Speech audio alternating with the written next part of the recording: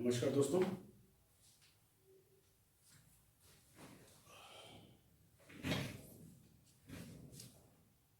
आज हम लोग बात करेंगे कि ज्योतिष में केवल लग्न कुंडली से जो है प्रेडिक्शंस नहीं की जा सकती हैं, एक्यूरेसी कभी नहीं आती है। आज मैं आपको पॉइंट बाय पॉइंट बताऊंगा कौन कौन सी कुंडली बनानी बहुत इंपॉर्टेंट है, किस वजह से ज्योतिष विद्या बदनाम हो गई। लोग लग्न कुंडली से केवल प्रेडिक्शन करते हैं, केवल एक लग्न चार्ट टेवा जिसको कहते हैं टेवा बना लिया और उससे प्रेडिक्शन किया और फिर प्रेडिक्शंस गलत निकलती हैं, तो इससे ज्योतिष विद्या बदनाम होती है। ज्योतिषी तो बदनाम होता है कि नहीं, मैं वो नहीं कह सकता, लेकिन वो विद्या पूरी की पूरी बदनाम हो जाती है। लोगों का विश्वास उस विद्या पर से उठने लगता है। आज मैं आपको बताऊंगा कि हमारे गणपति ज्योतिष में कौन कौन सी चार्ट्स बनाई जाती हैं और वो बनानी क्यों आवश्यक हैं। पहले मैं सारी चार्ट्स आपको बताऊंगा कि वो क्या, कौन उन चार्ट्स का नाम क्या है और वो बनानी क्यों आवश्यक है, तभी एक्यूरेसी आ सकती है, बिना उसके एक्यूरेसी कभी आ नहीं सकती। पहले तो मित्रों लग्न चार्ट बनाई जाती है जो इंपॉर्टेंट है, बेसिक है। आपकी date of birth, time of birth और प्लेस ऑफ बर्थ से पहली लग्न चार्ट बनाई जाती है। दूसरी नक्षत्र एवं डिग्री चार्ट। कुंडली में मित्रों प्लैनेट कहीं भी बैठा हो, उसके नक्षत्र जिसमें वो बैठा है और उसकी डिग्री, और तीसरा उसके पद। जो चार पद होते हैं, 1 2 3 4, किसमें वो प्लैनेट बैठा है उसकी डिग्निटी तभी पता चलती है वो किस नक्षत्र में है। जब उसकी महादशा अंतर्दशा आएगी तो वो कैसे रिजल्ट्स देगा, उसके लिए नक्षत्र और उसकी डिग्री और साथ में उसके पद, ये तीनों चीजें पता करनी बहुत इंपॉर्टेंट होती हैं, इसलिए ये चार्ट बनानी जरूरी है। तीसरी चीजें जिसको मैं कहूंगा मोस्ट इंपॉर्टेंट चार्ट जो है, ये सर्वष्टक पॉइंट चार्ट है। सर्वष्टक पॉइंट चार्ट का मतलब ये होता है कि लग्न के जैसे 12 खाने आप जानते हैं, उन 12 खानों के अंदर, जैसे कि ज्योतिष में आप जानते होंगे बेसिक कि बृहस्पति की 2 राशियां हैं, एक धनु और दूसरा मीन। वैसे ही बुध की 2 राशियां हैं, मिथुन और कन्या। शुक्र की 2 राशियां हैं, वृषभ और तुला। तो कहने का मतलब जब प्लैनेट्स की 2 राशियां हैं, तो जब उसकी महादशा आएगी तो कौन सा हाउस एक्टिव होगा, ये बहुत इंपॉर्टेंट है। इसको हम लोग सर्वष्टक वर्ग से देखते हैं कि एग्जाम्पल के तौर पे मैं बात करूं, समझ लीजिए किसी की शुक्र की दशा शुरू हुई है। शुक्र में मालिक तो वृषभ का भी शुक्र है और तुला का भी शुक्र है।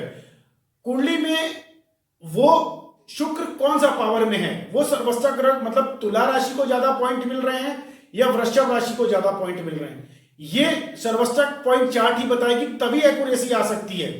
हो सकता है कि वृषभ जो है वो किसी डिजीजेस हाउस का लॉर्ड हो, 6th हाउस लॉर्ड हो, डिस्प्यूट्स हाउस का लॉर्ड हो, उसको पावर ज्यादा मिल रही हो। और शुक्र को अमूमन लोग कहते हैं कि बहुत अच्छी दशा जाएगी, तो भोग विलास और ऐश्वर्य की दशा है।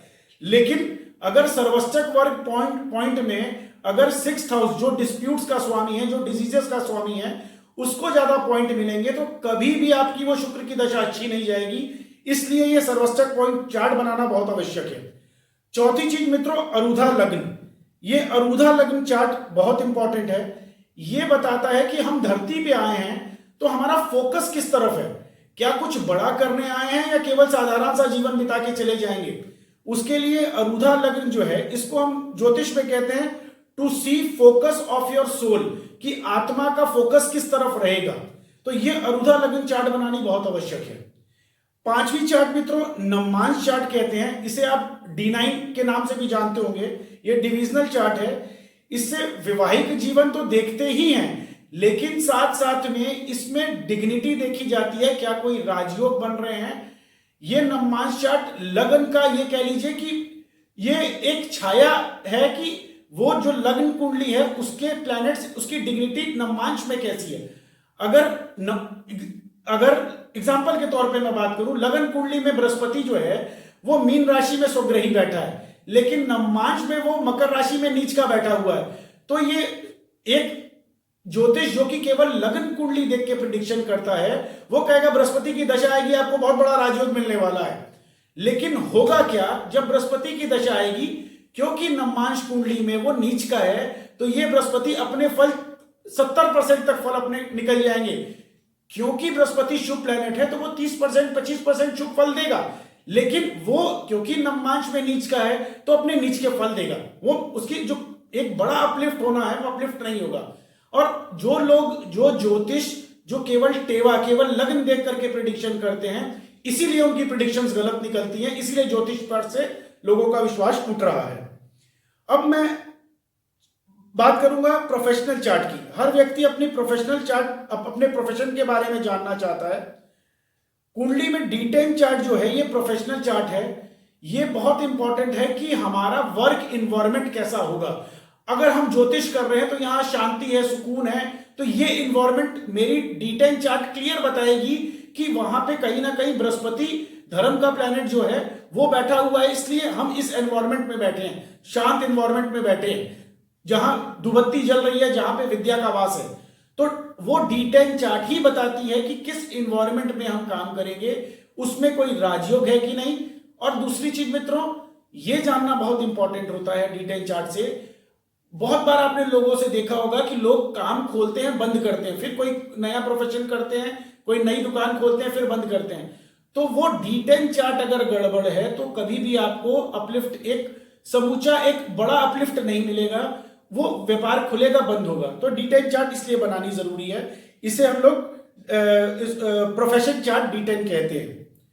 अब मित्रों 7वीं चार्ट में बात करूंगा उपपद लगन की। ये उपपद लगन चार्ट जो है ये मैरिज, आपकी फ्यूचर में अगर मैरिज होने वाली है तो आपका स्पाउस कैसा होगा, आपका लाइफ पार्टनर कैसा होगा। एक इसको हम लोग लगन कुंडली से भी देखते हैं, नवमांश कुंडली से भी देखते हैं, लेकिन उपपद लगन आपके होने वाले जो जीवन साथी हैं उसके चरित्र के बारे में भी क्लियर बता देता है।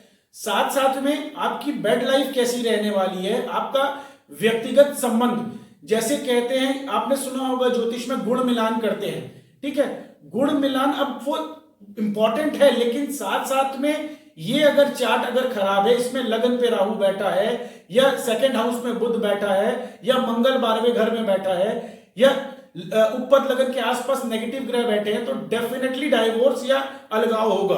तो वो उसके लिए उपपद लगन चार्ट बनानी बहुत आवश्यक है। अब मित्रों मैं 8वीं चार्ट की बात करूंगा, इसको हम लोग D6 चार्ट कहते हैं, हेल्थ चार्ट है। हेल्थ चार्ट व्यक्ति के पास रुपया पैसा सब कुछ हो, लेकिन अगर हेल्थ अच्छी ना हो तो सारा कुछ बेकार है। तो उसके लिए हेल्थ चार्ट D6 बनाना बहुत आवश्यक है। लगन से भी, लगन की सर्वष्टक वर्ग की जो चार्ट और लगन की चार्ट जो मैंने बताई, उसमें लगन को ज्यादा पॉइंट्स मिलेंगे तो हमारी इम्यून सिस्टम मजबूत होगा। वो सर्वष्टक से भी पता चलता है, लगन से भी कुछ हद तक पता चलता है, लेकिन D6 चार्ट से क्लियर पता चलता है कि क्या कोई रोग आने वाला है, कोई महादशा अंतरदशा में रोग आएगा कि नहीं, या कैसा रोग आएगा, वो D6 चार्ट बताती है। इसलिए ये हेल्थ चार्ट बनानी बहुत आवश्यक है। अब मित्रों 9वीं चार्ट की मैं बात करूंगा, ये D4 चार्ट है, इसे असेट्स और लग्जरीज की चार्ट कहते हैं। ये D4 चार्ट ये आपके बड़े असेट्स, बड़े वाहन, लग्जरी, अपना मकान, इन सब के बारे में हम लोग लगन कुंडली से भी देखते हैं। सर्वष्टक वर्ग जो पॉइंट वाली कुंडली है उससे भी अगर चौथे घर को बहुत पावर मिले, बहुत अच्छे पॉइंट्स हो और प्लैनेट स्वग्रही हो, तो उससे एक हद तक 50-60% तक पता चल जाता है कि आएगी चीजें। लेकिन ये D4 चार्ट एकदम एग्जैक्ट बताती है कि कितने बड़ी असेट्स आएंगे, कितना बड़ा राजयोग है। क्या एक सिंपल सी नैनो वाली गाड़ी पे जीवन भर घूमेंगे या BMW वाली गाड़ी पे घूमेंगे, बड़े मकान होंगे या छोटे से मकान होंगे, एक छोटा कमरा 1 BHK होगा या 4 BHK फ्लैट होगा, वो ये D4 चार्ट ही बताती है। तो ये बनानी बहुत जरूरी है। फिर मित्रों 10वीं चार्ट में बात करूंगा कराकांक्षा चार्ट। ये कराकांक्षा चार्ट प्रोफेशनल चार्ट जैसे D10 मैंने बताई, वैसे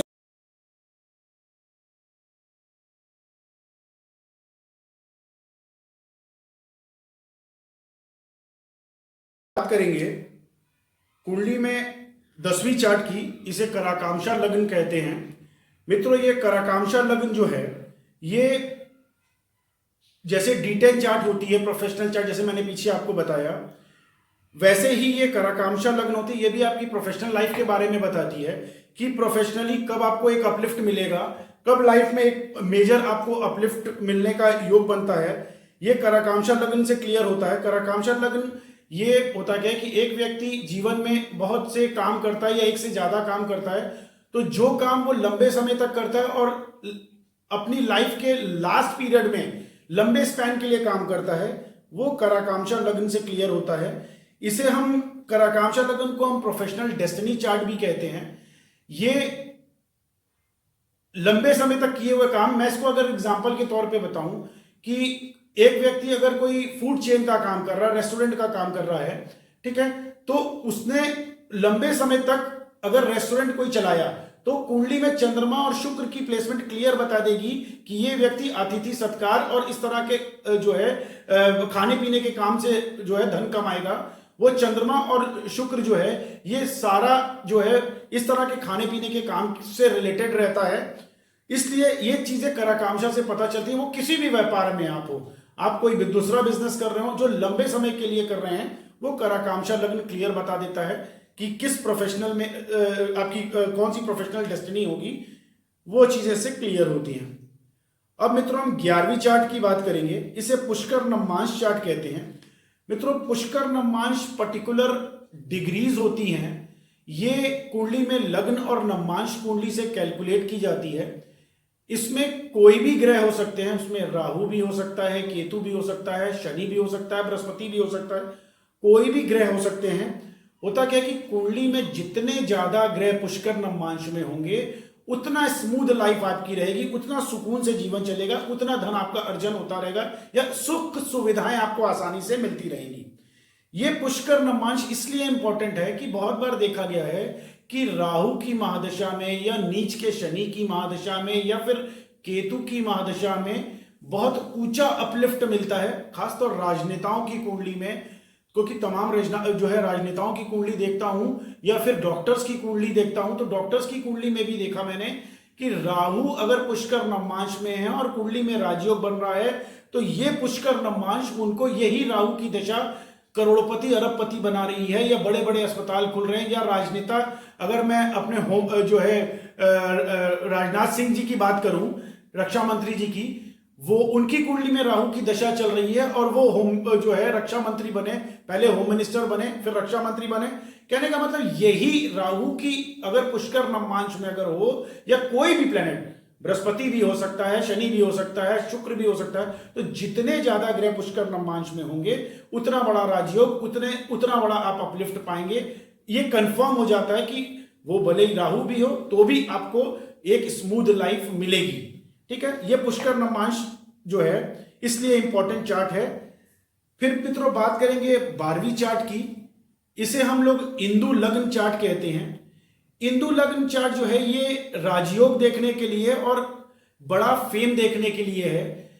इसको मित्रों कैलकुलेट किया जाता है लग्न कुंडली से और चंद्रमा से, चंद्र कुंडली जिसे कहते हैं हम लोग, इन दोनों से ये इंदु लग्न कैलकुलेट होता है। ये पर्टिकुलर एक मैथमेटिक्स है, लेकिन जब हम एक रफ में इसको करके जब क्लाइंट की इस तरह की चार्ट पूरी बनती है तो एक फाइनल पेपर पे पर्टिकुलर वो हाउस, उन 12 खानों में से पर्टिकुलर वो हाउस जो इंदु लग्न जिसे कहते हैं वो लिख के देते हैं। वो राशि बताते हैं कि ये राशि आपकी पर्टिकुलर ये कुंडली में ये वाला खाना और ये उसका स्वामी, ये इंदु लग्न है। इस पे जब भी गोचर में प्लेनेट ट्रांजिट करेगा, जो आसमान में सौर मंडल में ग्रह चल रहे हैं, वो शुभ ग्रह या फिर कोई भी कुंडली का ग्रह या उसका इंदु लगन का खुद का स्वामी, एग्जाम्पल के तौर पे कुंडली में शनि इंदु लगन का स्वामी हो, ठीक है, तो शनि की दशा कंफर्म आपको अपलिफ्ट देगी। ठीक है, इसलिए ये इंदु लगन चार्ट बनाना बहुत आवश्यक है। मित्रों अब हम लोग बात करेंगे 13वीं चार्ट की। इसे भृगु बिंदु चार्ट कहते हैं। इसे हम लोग डेस्टिनी पॉइंट भी कहेंगे। ये डेस्टिनी चार्ट इसलिए है कि ये that can turn your life completely. मित्रों इसको ये इसलिए लिखते हैं कि that can turn your life completely. आपने देखा होगा कि एक व्यक्ति, गरीब व्यक्ति या साधारण सा व्यक्ति केबीसी जैसे एक गेम शो में जाता है, वो कुछ सवालों का आंसर देता है और वो एक दिन पहले वो गरीब था, वो अगले दिन लखपति या करोड़पति होकर के अपने घर आता है। तो ये जो टर्न ऑफ लाइफ जो हुआ ना रातों रात, ये भृगु बिंदु से कैलकुलेट होता है। भृगु बिंदु की डिग्रीज जो हैं वो भृगु बिंदु का पर्टिकुलर ये जो कुंडली में 12 खाने होते हैं, इसमें से कोई पर्टिकुलर एक खाना भृगु बिंदु का वो कैलकुलेट किया जाता है। वो उसका हाउस का जो मालिक है, ठीक है, वो जो राशि का मालिक होगा उस भृगु बिंदु का, वो जब भी उसकी दशा आ गई तो वो आपको एक बड़ा अपलिफ्ट देगा, या उसमें बैठे हुए भृगु बिंदु पॉइंट में बैठे हुए प्लैनेट, उसमें से जो भी प्लैनेट की दशा आई या अंतरदशा आई या प्रत्यंतर दशा आई, तो ये कंफर्म है अगर प्रत्यंतर आया तो वो छोटी सी अपलिफ्ट देगा क्योंकि उसकी पावर 20-25% है। महादशा का पीरियड, क्योंकि मैंने पीछे बताया आपको, कोई महादशा 6 साल की है, कोई 7 साल की है, कोई 16 साल की है, कोई 19 साल की है, तो अगर महादशा भृगु बिंदु की आ गई तो ये 100% कंफर्म हो गया कि आपको भृगु बिंदु मतलब that will turn your life, वो आपको सुख सुविधा, लग्जरी, आनंद सब देगा। उसमें बृहस्पति, शुक्र, ये क्योंकि दोनों के दोनों जो है एक धन अर्जन और एक ब्रेन की शार्पनेस के कारक है, या बुध भी हम कहेंगे ज्ञान का प्लेनेट है। जब शुभ प्लेनेट इनमें बैठे होते हैं भृगु बिंदु में तो उनका रिजल्ट और ज्यादा एम्पलीफाई हो जाता है। इसलिए मित्रों ये 13वीं चार्ट भृगु बिंदु ये बहुत इंपॉर्टेंट चार्ट है। ये अमूमन एस्ट्रोलॉजर नहीं बनाते या भृगु बिंदु पॉइंट नहीं बताते या नहीं वो जानते। ठीक है मित्रों, अब हम लोग 15 जो है यहाँ पे 14वीं चार्ट की बात करेंगे, 14th चार्ट की बात करेंगे। यहां पर प्लैनेट की दृष्टि चार्ट है। ये दृष्टि चार्ट बहुत इंपॉर्टेंट है।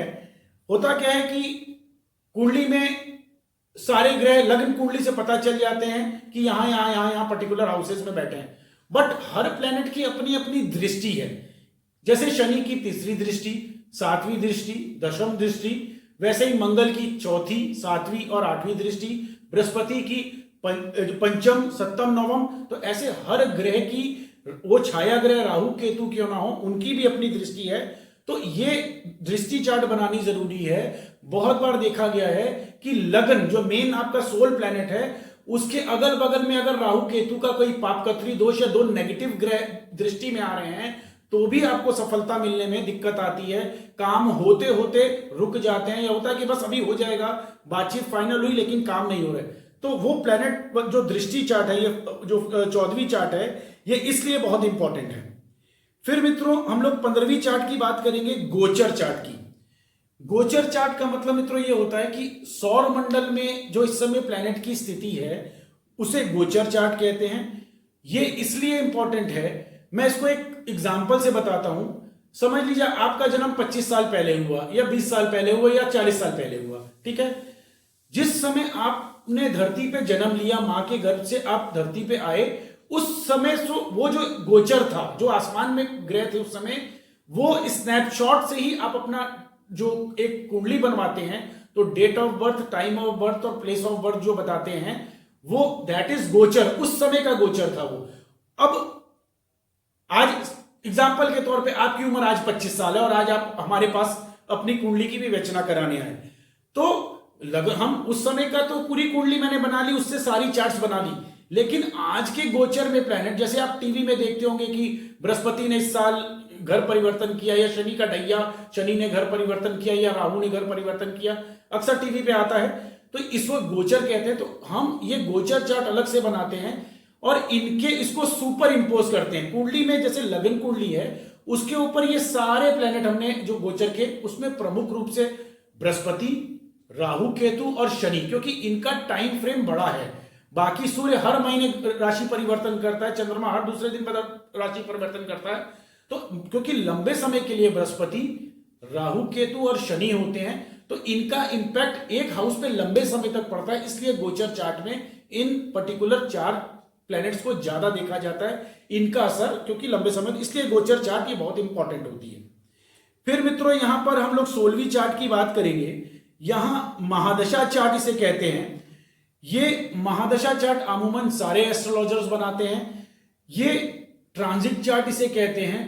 ये हर प्लैनेट की अलग अलग ट्रांजिट होते हैं। किसी के 16 साल है, किसी के 7 साल है, किसी के 6 साल है, किसी के 19 साल है। शनि का सबसे ज्यादा 19 साल है, ठीक है। तो ये इसे महादशा चार्ट कहते हैं। तो हर व्यक्ति की कोई ना कोई महादशा चल रही होती है, तो पहले ये महादशा चार्ट से पता चलता है। दूसरी चीज, फिर उसके नीचे सब ट्रांजिट चार्ट बनाते हैं, उसे कहते हैं अंतरदशा और पैतंतर दशा। इसे इंग्लिश में सब जो है सब ट्रांजिट चार्ट कहते हैं। और ये अंतरदशा और पैतंतर दशा, जैसे महादशा लंबे टेन्योर के लिए हो गई, अंतरदशा ये 2-2.5 साल का ट्रांजिट होता है, और पैतंतर दशा जो है इसका ट्रांजिट 2 महीने 2.5 महीने महादशा के हिसाब से। अगर लंबी महादशा है, समझ लीजिए 19 साल की दशा है, तो अंतरदशा जो है वो 2.5 साल 3 साल के लिए हो जाएगी, कुछ कुछ 3 साल के लिए, यार प्लैनेट्स के हिसाब से है। और पैतंतर दशा का टेन्योर 3 महीने 4 महीने 5 महीने तक हो सकता है। अगर छोटी महादशा तो इसका टेन्योर पैतंतर का कम हो जाएगा। ठीक है मित्रों, तो महादशा, अंतरदशा, पैतंतर दशा, फिर उसके नीचे सूक्ष्म दशा चार्ट बनाते हैं। ठीक है, ये इसलिए इंपॉर्टेंट है, इसको 18वीं चार्ट हम कहेंगे। ये चार्ट इसलिए इंपॉर्टेंट है कि समझ लीजिए आप जो है स्पेकुलेशन में है, या फिर आप शेयर मार्केट में पैसा लगा रहे हैं, या कोई व्यक्ति अस्पताल में एडमिट है, तो वो सूक्ष्म दशा से पता चलेगा। सूक्ष्म दशा चार्ट का मतलब ये होता है कि हर दूसरे तीसरे दिन जो जो ट्रांजिट चेंज हो रहा है, कौन, एक तो महादशा मैंने पीछे बताया, अंतरदशा बताया, पैतंतर बताया, उसके अंदर सूक्ष्म होता है कि 1 महीने में हर दूसरे तीसरे दिन कितने बज के कितने मिनट पे ये प्लैनेट मूव करेगा, वो सूक्ष्म दशा चार्ट से क्लियर होता है। इसलिए सूक्ष्म दशा चार्ट इन्वेस्टमेंट्स करने वालों के लिए भी इंपॉर्टेंट है। साथ साथ में बिजनेसमैन जो है, बड़े बिजनेसमैन या छोटे बिजनेसमैन भी, आजकल कोई गोल्ड में इन्वेस्ट कर रहा है, कोई शेयर मार्केट में इन्वेस्ट कर रहा है, उनके लिए इंपॉर्टेंट है। कोई व्यक्ति अस्पताल में एडमिट है, उसको कब छुट्टी मिलेगी, उसके लिए भी इंपॉर्टेंट है। या कोई शुभ काम करने जाना है, समझ लीजिए मकान बनवाने आप जा रहे हैं, उसकी नींव खुदवाने जा रहे हैं, उसके लिए भी ये सूक्ष्म दशा चार्ट बहुत इंपॉर्टेंट है। इसलिए ये चार्ट बनाई जाती है और बताई जाती है। फिर मित्रों हम लोग बात करेंगे यहां पे 19वीं चार्ट की। इसे चंद्र कुंडली कहते हैं। ये चंद्र कुंडली जो है, इससे राजयोग देखे जाते हैं। वैसे मैंने जो पीछे बताया, लग्न कुंडली, सर्वष्टक वर्ग पॉइंट कुंडली, उसके बाद अरुधा लग्न हो गया, वो सारी चीजों से चेक किया जाता है। चंद्र कुंडली इसलिए इंपॉर्टेंट होती है कि चंद्रमा हमारे मन का कारक होता है, और चंद्रमा से जो राजयोग बनते हैं, अगर कुंडली चंद्रमा एफ्लिक्टेड होगा, कुंडली में राहु के साथ में ग्रहण लगा हुआ होगा, या चंद्रमा कुंडली में नीच का होगा वृश्चिक राशि में और राहु भी साथ में होगा, तो ऐसे लोगों को भूत प्रेत बाधा या इस तरह की चीजें जो ऊपरी बाधाएं कहते हैं वो होती हैं। ये चंद्र कुंडली से क्लियर हो जाती हैं। और चंद्रमा की जो कुंडली मैं बता रहा हूं, इससे राजयोग भी देखे जाते हैं। जैसे जिसको हम लोग मेन इंपॉर्टेंट जो राजयोग होता है, चंद्र अधि राजयोग होता है। ये चंद्रमा से 6वें 7वें या 8वें कोई भी प्लैनेट बैठा हो, शुभ प्लैनेट, तो वो आपको कंफर्म राजयोग देगा। या पॉलिटिकल लोगों की कुंडली में या बड़े बिजनेसमैन की कुंडली में ये राजयोग होते हैं। आईएएस आईपीएस की कुंडली में अवश्य ये राजयोग होते हैं। ठीक है, या बड़े डॉक्टर्स जो हैं उनकी कुंडली में है। तो ये अगर आपकी कुंडली में भी चंद्रमा से 6वें 7वें 8वें बैठा है कोई प्लैनेट, शुभ प्लैनेट, और उसकी दशा है, और चंद्रमा की अगर दशा चल रही है, तो ये पता चल गया कि ये जो प्लैनेट हैं जो 6वें 7वें 8वें बैठे हैं, ये राजयोग देंगे। इसलिए चंद्र कुंडली बनानी आवश्यक है। फिर मित्रों 20वीं कुंडली की बात करेंगे। इसको चलित भाव कुंडली कहते हैं।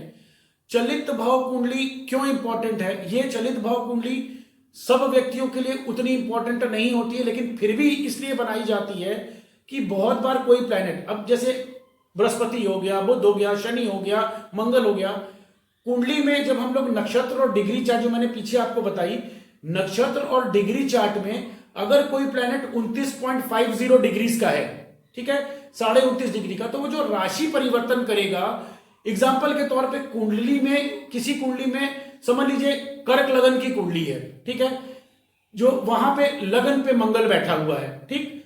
अब अगर वो 29.5 डिग्री का है और चलित भाव में वो अगर सिंह राशि में चला गया, मतलब एक राशि आगे चला गया, तो उसका फल अलग होगा। ऐसे कोई भी ग्रह हो सकता है जो लेट डिग्रीज में होगा। होता क्या है कि लगन पे लगेगा, लगन कुंडली पे या जो सर्वष्टक वर्ग कुंडली पे लगेगा, दोनों प्लेनेट साथ में युति बना के बैठे हैं। वो हम लोग नक्षत्र चार्ट से युतियां देख लेते हैं कि एक नक्षत्र में बैठे कि नहीं, लेकिन उसके बाद भी चलित का भाव कुंडली इंपॉर्टेंट होती है। कोई राशि परिवर्तन कर तो नहीं रहा, तो जो प्रिडिक्शन करेंगे, अगर कोई प्लेनेट एग्जाम्पल के तौर पे जो मैंने पीछे कर्क का बताया, अगर कर्क से वो सिंह में चला गया, नंबर 4 से 5 में चला गया, तो वो चलित भाव से क्लियर हो जाएगा। तो अगर हम चंद्रमा अगर उसकी प्रिडिक्शन करेंगे कर्क से तो वो गलत हो जाएगी, इसलिए इसको भी चलित कुंडली से ये चीजें क्लियर होती है। ठीक है मित्रों, ये टोटल मिला के 20 चार्ट हैं। ठीक है मित्रों, ये सारी बनानी जरूरी है। और एक मैं शॉर्ट में फिर से एक बार लाइन में सारी 20 चार्ट रिपीट कर देता हूं ताकि जो भी ऑडियंस अभी जुड़े हैं सेकेंड इसमें तो उनको ये पता चल जाए। पहली लग्न चार्ट होती है, फिर दूसरी नक्षत्र एवं डिग्री चार्ट और उसके पद होते हैं। ठीक है, फिर तीसरी चार्ट जो है ये सर्वष्टक वर्ग पॉइंट चार्ट कहते हैं, जो कि मोस्ट इंपॉर्टेंट है। कौन से हाउस में पावर है कुंडली के, जैसे मैंने पीछे बताया 2 राशियां अगर हो तो जैसे एग्जांपल फिर शॉर्ट सा देता हूं, 2 राशियां जैसे बृहस्पति की 2 राशियां हैं तो उसमें से कौन सी ज्यादा एक्टिव होगी, धनु एक्टिव होगी या मीन एक्टिव होगी, वो इस सर्वष्टक वर्ग से पता चलती है, इसलिए इंपॉर्टेंट है। फिर चौथी चार्ट अरुधा लग्न चार्ट है। This is your focus of your soul, ये आपका फोकस कहां है ब्रेन का, वो अरुधा लग्न बताता है। फिर नवमांश कुंडली है, ये डिग्निटी मैरिज के लिए भी देखी जाती है और बाकी भी प्लैनेट की डिग्निटी चेक करने के लिए बहुत इंपॉर्टेंट है, इसे नवमांश चार्ट कहते हैं। छठवीं चार्ट प्रोफेशनल डिविजनल चार्ट है, D10 चार्ट, ये आपका वर्क इन्वायरमेंट बताता है कि किस इन्वायरमेंट में आप काम करेंगे, आप किसी संघर्ष वाली जगह पे काम करेंगे या सुकून में काम करेंगे, ये प्रोफेशनल चार्ट का सेकंड हाउस बता देता है। D10 चार्ट कहते हैं उसका सेकंड हाउस, किस इन्वायरमेंट में आप काम करेंगे वो पता चल जाता है। फिर मित्रों सातवीं चार्ट उपपद लगन चार्ट है, ये आपके स्पाउस के बारे में, उनके चरित्र के बारे में, आपका वैवाहिक जीवन कैसा रहेगा, आपकी बेड लाइफ कैसी रहेगी, ये उपपद लगन से क्लियर हो जाता है। फिर मित्रों आठवीं चार्ट हम हेल्थ चार्ट की बात करेंगे, ये तो मोस्ट इंपॉर्टेंट है। आपके पास आप करोड़पति हो लेकिन अगर हेल्थ अच्छी नहीं है तो सब बेकार है, तो इसे D6 चार्ट हेल्थ चार्ट कहते हैं, बनानी जरूरी है। फिर 9वीं चार्ट D4 चार्ट है, असेट और लग्जरीज। हर व्यक्ति को आज एप्पल का मोबाइल चाहिए, बड़े जो है लग्जरीज चाहिए, तो वो D4 चार्ट असेट चार्ट से चेक हो जाता है। फिर 10वीं चार्ट मित्रों कराकांक्षा चार्ट है, ये प्रोफेशनल डेस्टिनी चार्ट है, इसलिए बनानी जरूरी है। 11वीं चार्ट मैंने बताई पुष्कर नवमांश चार्ट होती है, ये लाइफ में पुष्कर डिग्रीज होती हैं, लग्न और नवमांश से चेक की जाती हैं, इसलिए ये इंपॉर्टेंट है। इसमें कोई भी ग्रह बैठेगा तो राजयोग देगा। 12वीं चार्ट हिंदू लग्न चार्ट है, ये राजयोग के बारे में बताता है, ये चंद्रमा और राहु से कैलकुलेट किया जाता है, ये राजयोग के बारे में पता चलता है हिंदू लग्न से। फिर 13वीं चार्ट भृगु बिंदु डेस्टिनी पॉइंट, जिसे मैंने बताया, that can turn your life completely, रातों रात आपको लखपति करोड़पति बना सकती है भृगु बिंदु के प्लैनेट्स। ठीक है, राजयोग बनने चाहिए, तो ये 13वीं चार्ट हो गई। फिर 14वीं चार्ट प्लैनेट और दृष्टि चार्ट, ग्रहों की दृष्टि चार्ट, विभिन्न घरों पे अलग अलग हर ग्रहों की दृष्टि होती है, तो ये दृष्टि चार्ट।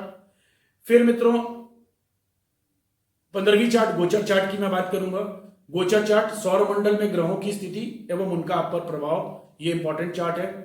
फिर 16वीं चार्ट महादशा चार्ट, जो कि मैंने बताया ट्रांजिट चार्ट होता है, हर व्यक्ति को के लिए ये इंपॉर्टेंट है, ये हर व्यक्ति किसी ना किसी महादशा में चल रहा होता है, इसलिए महादशा चार्ट। फिर उसके नीचे अंतरदशा और पैतंतर दशा चार्ट, जिसे सब ट्रांजिट चार्ट कहते हैं, ये 17वीं चार्ट थी। 18वीं चार्ट सूक्ष्म दशा चार्ट, ये इन्वेस्टमेंट्स वालों के लिए है और छोटे छोटे जैसे हर कोई नया काम शुरू करना है या कोई एग्जाम देने जा रहे हैं उसके लिए सूक्ष्म दशा चार्ट एग्जैक्ट बता देता है कितने बज के कितने मिनट पे कौन सा प्लेनेट आया, और अगर आपकी कुंडली में वो पुष्कर नवमांश में है और ये सूक्ष्म दशा में वही प्लेनेट आने वाला, तो मैं कहूंगा ये आप जरूर काम करिए, कंफर्म आपको राइज मिलेगी। ठीक है, ये इंपॉर्टेंट है। फिर मित्रों 19वीं चार्ट चंद्र कुंडली मैंने आपको बताई, वो बहुत इंपॉर्टेंट है। फिर 20वीं चार्ट चलित कुंडली, वो मैंने बताई आपको, बहुत इंपॉर्टेंट है। ठीक है, टोटल मिला के मित्रों ये 20 चार्ट्स बनाते हैं। अब इन 20 चार्ट के बाद मैं एक छोटा सा आपको एक क्लाइंट की कुंडली दिखा देता हूं कि कैसे बनाते हैं, ताकि एक आइडिया आपको लग जाए कि कैसी चार्ट्स होती हैं। मित्रों शायद कैमरे पे उतना क्लियर नहीं होगा लेकिन फिर भी मैं दिखा देता हूं आपको, इसे लग्न कुंडली कहते हैं। इसके अंदर मैं बताऊं लग्न कुंडली में जो हाइलाइटर्स मैंने यूज किए हैं, ये हाइलाइटर्स यूज करते हैं 2-2 प्लैनेट, जैसे मैंने बृहस्पति के बारे में आपको बताया। ठीक है, उसकी 2 राशियां होती हैं, तो वैसे ही हर प्लैनेट की जो 2 राशियां हैं उसमें जो ग्रह बैठे हैं उसकी वो ये युति बन जाती है। तो ये हाइलाइटर से मैं अलग अलग दिखा देता हूं। इसमें मैंने आत्मा कारक, अमत्या कारक, दर कारक, ये 3 चीजें और ऐड करता हूं। आत्मा कारक इज योर सोल प्लैनेट, ठीक है, ये जेमिनी एस्ट्रोलॉजी है। ठीक है, मैं प्राशरी और जेमिनी इन दोनों को ब्लेंड करता हूं। ठीक है, और साथ में न्यूमरोलॉजी को भी ब्लेंड करता हूं। मैं भी आगे चार्ट पे बताता हूं वो क्या चीजें हैं। ये आत्माकारक, अमत्याकारक। अमत्याकारक वो होता है, ये आपकी प्रोफेशनल लाइफ के बारे में बताता है। ये जेमिनी एस्ट्रोलॉजर जो एस्ट्रोलॉजी का एक वर्ड है, ये अमत्याकारक। ये जो प्लेनेट होता है इससे भी क्रॉस चेक करते हैं, और लग्न कुंडली जो प्राचीन तरीका है उससे भी इसको ब्लेंड करके चेक करते हैं, तो एक्यूरेसी ज्यादा आती है प्रेडिक्शंस में, एकदम एक्यूरेट रिजल्ट्स आते हैं।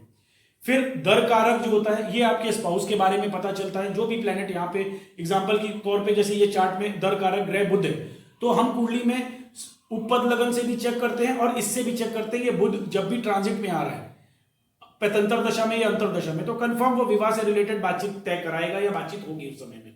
ठीक है, ये लग्न कुंडली हो गई। ठीक है, फिर उसके बाद ये सर्वष्टक पॉइंट कुंडली हो गई।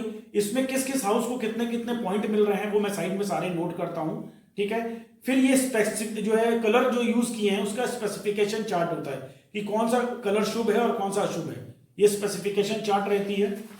फिर ये अरुधा लगन, फोकस ऑफ योर सोल। आप कोई भी काम करते हो, आप वकील हो, आप जज हो, या आप पॉलिटिशियन हो, या सिंपल एक बिजनेसमैन हो, वो सारी चीजें इससे पता चलती हैं अरुधा लगन से। फिर ये उपपद लगन चार्ट हो गई। उपपद लगन मैंने पीछे आपको बताया, ये स्पाउस के बारे में चेक होता है, तो स्पाउस के बारे में, उनके कैरेक्टर के बारे में, उनकी सोच के बारे में, उनके रंग रूप के बारे में, मतलब ABCD जिसको कहें, सारा उनके बारे में XYZ सब पता चलता है। फिर ये कराकांक्षा लगन चार्ट है, ये मैंने आपको बताया, ये प्रोफेशनल डेस्टिनी के बारे में बताता है, तो ये इंपॉर्टेंट है। D10 चार्ट के साथ साथ ये बहुत इंपॉर्टेंट चार्ट है। इसमें वेल्थ भी चेक करते हैं कुंडली का। इसका सेकंड हाउस जो है, अगर ये मजबूत स्थिति में है तो ये कंफर्म होता है कि वेल्थ अच्छी जनरेट होगी, अगर वो कोई राजयोग बना रहा है या अच्छी प्लेसमेंट में है। फिर मित्रों ये नक्षत्र चार्ट है, नक्षत्र और डिग्री, उसमें हाइलाइटर्स मैं यूज किया हूं, तो मैंने पीछे बताया आपको, वो सारा स्पेसिफिकेशन मैं देता हूं। ये नक्षत्र और डिग्री चार्ट हो गई। फिर ये नवमांश चार्ट हो गई, ये चंद्र चार्ट हो गई, ये चलित भाव चार्ट हो गई। उसमें कोई भी राजयोग होते हैं वो नीचे साइड में मैं लिख देता हूं। ये गोचर चार्ट हो गई, सौरमंडल में ग्रहों की तत्कालिक स्थिति एवं उनका आप पर प्रभाव। तो मेन प्लैनेट मैंने बताया शनि, राहु, केतु और गुरु का गोचर, वो क्लियर कुंडली पे बता देता हूं इसके क्या इफेक्ट होंगे।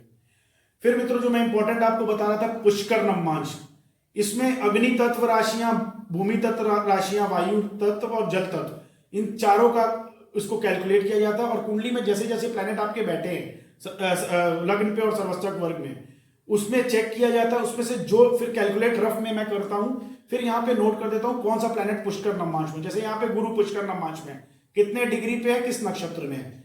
वैसे यहां पे जल तत्व की राशि में 4 प्लैनेट बैठे हैं कुंडली में एक साथ, लेकिन चंद्रमा केवल पुष्कर नवमांश में, कन्या राशि में 8 डिग्री का है, 8.51 अनुराधा नक्षत्र में। ठीक है, फिर न्यूमरोलॉजी की मैंने बात की। न्यूमरोलॉजी में कौन से लकी डिजिट्स हैं, ठीक है, वो मैं यहां पे सर्कल लिख करके लकी डिजिट्स नोट कर देता हूं।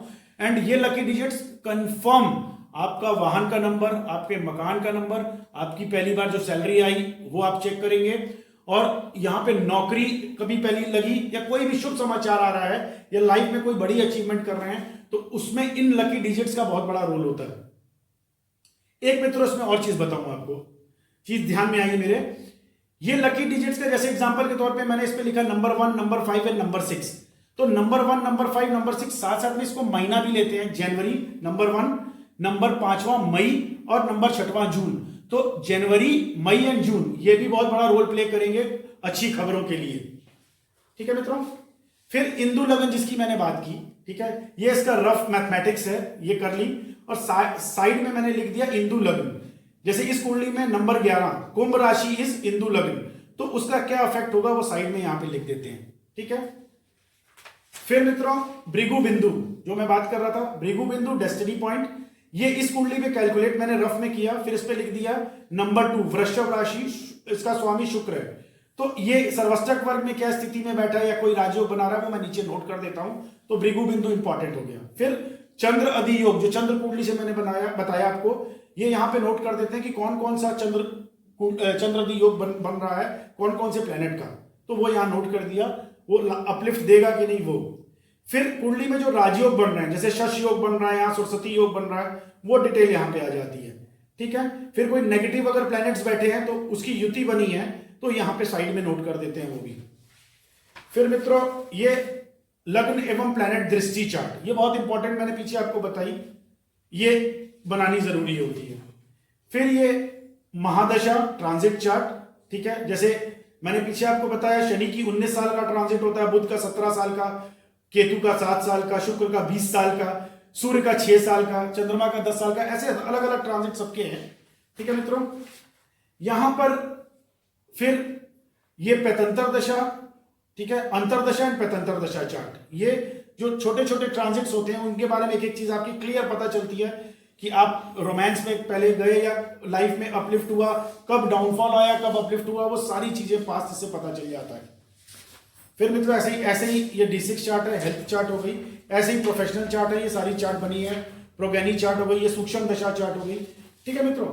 ऐसे ही सारी चार्ट्स बनी होती हैं, ये बनाता हूं मैं, ठीक है। इसका पूरे का जो है मैं 5,000 रुपए चार्ज करता हूं, और ईयरली मेंबरशिप जो है वो 9 बार प्रिडिक्शंस का 12,500 रुपए है, और जो लोग 2 साल की मेंबरशिप लेना चाहते हैं वो उसका भी 12,500 रुपए लेता हूं, और उसमें 12 बार प्रिडिक्शंस करता हूं। उसमें ये सारी चार्ट्स बनती हैं, ये फाइल मेरे पास रहती है, इसकी एक एक जो है जेरोक्स कॉपी या व्हाट्सएप पे ये सारी चीजें चली जाती हैं क्लाइंट को, ठीक है।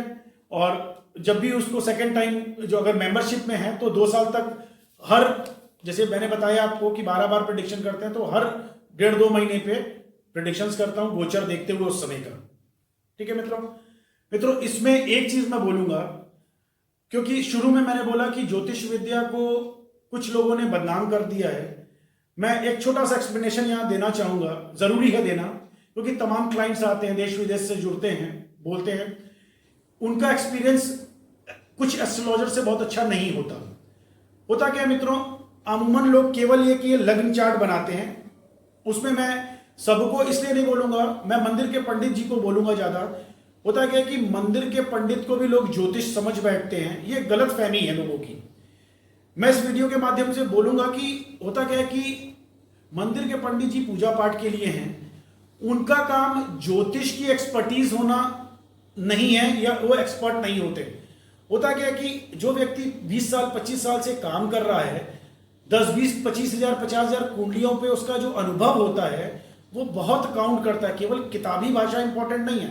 अब कोई मंदिर का पंडित केवल एक लग्न चार्ट से आपको आपके राजयोग बता दे और नवमांश में वो प्लैनेट नीच का हो, तो होता क्या है कि उसकी बोली हुई प्रेडिक्शन आपके दिमाग में चली गई कि अरे मेरा ये राजयोग आने वाला है, और वो चीजें नहीं हुई, तो आप उनको दोष नहीं देते, आप कहते हो ज्योतिष विद्या ही गलत होती है। तो होता क्या है कि वो धीरे धीरे ज्योतिष विद्या बदनाम हो रही है, ये गलत है। मैं चाहूंगा कि आप जिस ये वीडियो आप कहीं से भी देख रहे हो, वर्ल्ड के किसी कोने से भी देख रहे हो, किसी भी ज्योतिष के पास जाएं तो ये जो 20 चार्ट्स मैंने आपको बताई इतना डिटेल में, ठीक है, थोड़े पैसे जरूर लगते हैं, इतना कोई भी एस्ट्रोलॉजर अगर इतना काम करेगा, अपने 8 घंटे लगाएगा इसको बनाने में, एनालाइज करने में, आपका पास्ट बताने में, पहले पास्ट, हम जैसे हमारे यहाँ पहले पास्ट बताते हैं, पहले हम आपका पास्ट बताएंगे, आपका स्वभाव कैसा, आपकी सोच कैसी है, आप किस स्टेटस से बिलोंग करते हैं, ये कुंडली से सारा चीज पता चल जाती है, ठीक है। और आपका चेहरा कैसा है, जैसे बाहर से, अब देश विदेश से या दिल्ली, बॉम्बे, कलकत्ता, नोएडा, सब जगह से क्लाइंट जुड़ते हैं, तो उनका फेस भी मैं नहीं देखता, इस कुंडली से पता चल जाता है कि लग्न का पहला हाउस, सेकंड हाउस और थर्ड हाउस से उनका फेस कैसा होगा, ठीक है मित्रों। तो यहां पर वो सारी चीजें एक लग्न कुंडली से पर्याप्त नहीं है। जो व्यक्ति 8 घंटे मेहनत करेगा तब वो एक्यूरेसी के साथ प्रिडिक्शंस कर सकता है, वो मंदिर के पंडित जी नहीं कर सकते। उन्होंने 2 किताबें उठाई और प्रिडिक्शंस करना शुरू किया, दैट इज रॉन्ग, इसलिए ज्योतिष विद्या बदनाम हुई है। तो मित्रों, जब भी किसी एस्ट्रोलॉजर के पास जाए तो जो मैंने ये 20 चार्ट बताई ना, तो ये 20 चार्ट पूरी बनवाइए, उनको बोलिए 20 चार्ट आप बनाइए, पैसा लीजिए, कोई बात नहीं। फिर आप जाकर के शांति से उनके पास बैठिए, या फोन पे भी प्रिडिक्शन ले रहे हैं तो शांति से बोलिए मेरा पास बताइए, ठीक है। तो वो व्यक्ति अगर आपकी सोच, आपका लाइफ, आपकी हेल्थ, आपका अपब्रिंगिंग बता रहा है कि आप BMW पे चलते हो, या आप नैनो पे चलते हो, या साइकिल पे चलते हो, वो सारी चीजें कुंडली से पता चलती है। कितना बड़ा मकान है, या क्या चीजें, कैसा राज्योग है, वो सारे राज्योग पता चलते हैं। कितना बड़ा पेरेंटल वेल्थ कितनी है, वो सारी चीजें पता चलती है। या मैरिड लाइफ कैसी है, वो पता चलती है। तो जो व्यक्ति 8 घंटे उसको एनालाइज करेगा, वो आपकी प्रेडिक्शन पहले पास्ट की कर देगा, फिर प्रेजेंट की करेगा, फिर जो फ्यूचर प्रेडिक्ट करेगा दैट विल बी 100%। मैं उसको 99.9% करेक्ट कहूंगा, 100 नहीं बोल सकते, क्योंकि एक ज्योतिष इंसान है, भगवान नहीं है। बट मैं ये कहूंगा कि जरूर डिटेल में जाइए, तब एक्यूरेसी आती है। और इस तरह के जो पंडित जी लोग हैं जो कि बदनाम कर रहे हैं, मैं मना करूंगा कि इस तरह की ज्योतिष विद्या को बदनाम ना करें। वो 21-51 या बहुत से मैं देखता हूं फेसबुक और उस पर कि फ्री में एस्ट्रोलॉजी कर रहे हैं। ये ज्योतिष फ्री की एस्ट्रोलॉजी नहीं है। जो 8 घंटे व्यक्ति चलाए काम करेगा, जो इतनी मेहनत करेगा, वो फीस तो लेगा, क्योंकि इसी से एक ज्योतिष का घर चलता है। ठीक है, इसी से उसका घर की रोजी रोटी चल रही है, उसके बच्चों की फीस जा रही है। तो ये जरूरी है कि वो आपसे अगर धन ले रहा है, जायज पैसा ले रहा है, तो आप दें और प्रॉपर तरीके से अच्छी प्रेडिक्शंस दें, अगर क्वालिटी प्रेडिक्शंस चाहिए। ठीक है मित्रों, मेरे ख्याल से मैंने बहुत डिटेल में आपको चीजें समझाई, आपको समझ में आई होंगी सारी चीजें। और आप हमारे मेरे से अगर जुड़ना चाहते हैं, वैसे तो यहाँ वीडियो के नीचे मैं अपने लिंक्स दूंगा आपको, फिर भी मैं आपको बता देता हूं, आप फेसबुक पे जुड़ सकते हैं। फेसबुक गणपति एस्ट्रो वाराणसी पे भी जुड़ सकते हैं, आप मेरे से फ्रेंड रिक्वेस्ट भेज सकते हैं। गूगल पे मेरा पेज है गुरुजी गणपति एस्ट्रो वाराणसी, उस पर आप जुड़ सकते हैं। YouTube channel Ganpati astro Varanasi है। व्हाट्सएप नंबर, मैं कहूंगा व्हाट्सएप पे जुड़े तो ज्यादा बेहतर है, इजीली बातचीत हो जाती है। व्हाट्सएप नंबर है 9506070930। और एक मोबाइल नंबर और है, वो व्हाट्सएप नंबर नहीं है, मोबाइल नंबर है सिंपल, उस पर व्हाट्सएप नहीं चलाता हूं मैं।